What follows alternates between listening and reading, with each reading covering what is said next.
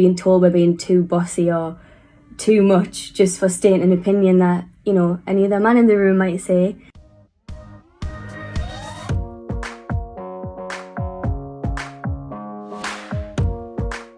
Body image, I think that's a huge one. I feel like we almost put that stereotype on ourselves where we're taught to compete with each other and compare each other with our bodies and our faces. When we don't conform to that, we feel like we're not good enough. I think gender stereotypes in the workplace are really harmful. When a man is the boss or doing really well in the workplace, he is deemed as the man, but when a woman does it, she might be seen as bossy or overpowering or too demanding. Diana Ross, I was a huge fan of. She really sort of inspired me to be a musician. The Spice Girls, of course, because to me at such a young age they really embodied the message of female empowerment and being true to who you are. And then finally I would say my lovely mum. I would see firsthand how hard she would work every day, and she's probably the most inspirational woman that I know.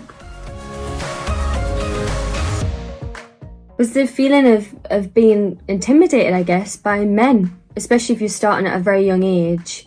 You know, it's a very male-led industry, and I think in the beginning we struggled with having the confidence to voice our opinion and feel like we were being taken seriously enough, or like our opinions were as valid. We were told a lot back then, maybe not so much now, that how you looked really affected your success, which is quite a strange thing to think when really what you're trying to sell is your voice and the music that you create and not how you necessarily look. I think in the very beginning I was sort of positioned to look as white as possible. I think where I kind of had the privilege of being white passing, that was really sort of pushed on me, where I was encouraged to always blow dry my hair. In magazine shoots I would always see my photos edited so that my features appeared whiter, my skin was lighter. I was really conditioned to feel like that being as white as possible meant being more successful and more beautiful, which is really sad because it's literally taken me nearly 10 years to embrace my natural beauty again and appreciate that my natural curls and who I am is amazing, and I need to be proud of that. And that wasn't helped by the fact that being of Arabic heritage, there was literally zero representation for me to look at as a role model in, you know, especially in the UK entertainment industry. So I've learned now that maybe should be my job to be that person. So hopefully, you know, the next young talent that comes through that are Middle Eastern can see someone embracing the natural beauty and know that that's okay to do that too. 3 women I think you need to watch out for this year are Michaela Cole, already an insane writer and actress who had a huge moment last year with I May Destroy You, and rightly so. If you haven't seen it, get into it. The show is incredible and really challenged, again, the stereotypes for women. I think a lot of it resonated with so many people. You know, she definitely tackled sexuality in ways that have never been told before, and sexual violence. My second woman would be Rina Sawayama, who is an incredible pop musician who's literally changing the game this year by changing the rules for the Brit Awards and the Mercury Prize.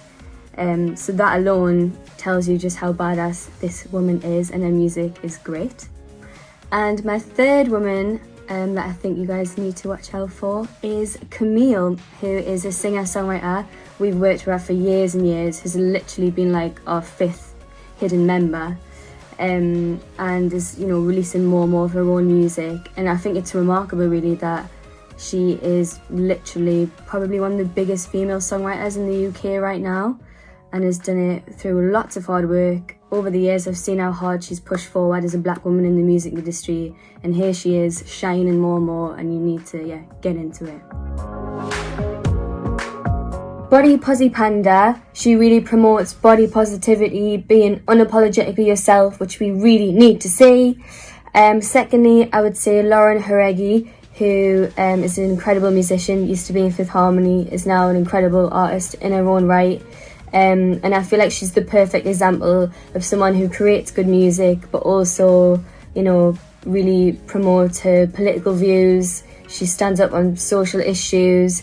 you know, she doesn't stay quiet about things. And lastly, I would say to just get following Zoe Kravitz, because she's just everything. I love her fashion, I love her style, I love her personality, she's intelligent. I'm a bit of a super fan, and you should be too.